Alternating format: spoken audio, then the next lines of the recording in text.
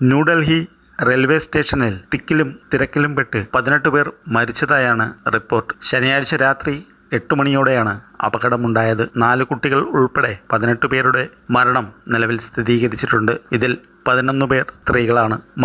കുംഭമേളയിൽ പങ്കെടുക്കാനായി പ്രയാഗ്രാജിലേക്ക് പോകാനെത്തിയവരാണ് അപകടത്തിൽപ്പെട്ടത്. കുംഭമേളയുമായി ബന്ധപ്പെട്ട് 2 പ്രത്യേക ട്രെയിനുകൾ സജ്ജീകരിച്ചിരുന്നു. ഈ ട്രെയിനുകൾ സ്റ്റേഷനിലേക്ക് എത്തിയപ്പോഴുണ്ടായ വലിയ തിക്കിലും തിരക്കിലും അകപ്പെട്ട് നിരവധി പേർ അബോധാവസ്ഥയിലായി. ഒട്ടേറെ പേർക്ക് പരിക്കേറ്റു. 14-15 പ്ലാറ്റ്ഫോമുകളിലാണ് നിയന്ത്രണാതീതമായ തിരക്ക് അനുഭവപ്പെട്ടത്. ഡൽഹി റെയിൽവേ സ്റ്റേഷനിലെ ദുരന്തത്തിൽ പ്രധാനമന്ത്രി നരേന്ദ്രമോദി, പ്രതിരോധ മന്ത്രി രാജ്നാഥ് സിംഗ്, ആഭ്യന്തരമന്ത്രി അമിത് ഷാ, നിതിൻ ഗഡ്കരി, അശ്വിനി വൈഷ്ണവ് എന്നിവർ ദുഃഖം രേഖപ്പെടുത്തി. സംഭവത്തിൽ ഉന്നതതല അന്വേഷണം നടത്താൻ കേന്ദ്ര റെയിൽവേ മന്ത്രി അശ്വിനി വൈഷ്ണവ് ഉത്തരവിട്ടു.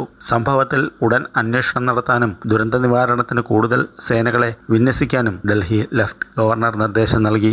പരിക്കേറ്റവരെ സമീപത്തെ ആശുപത്രികളിലേക്ക് മാറ്റി ചിലരെ പ്രാഥമിക ശുശ്രൂഷ നൽകി വിട്ടയച്ചു. ഗവർണറും മുതിർന്ന രാഷ്ട്രീയ നേതാക്കളും LNJP ആശുപത്രിയിലെത്തി പരിക്കേറ്റവരെ ആശ്വസിപ്പിച്ചു.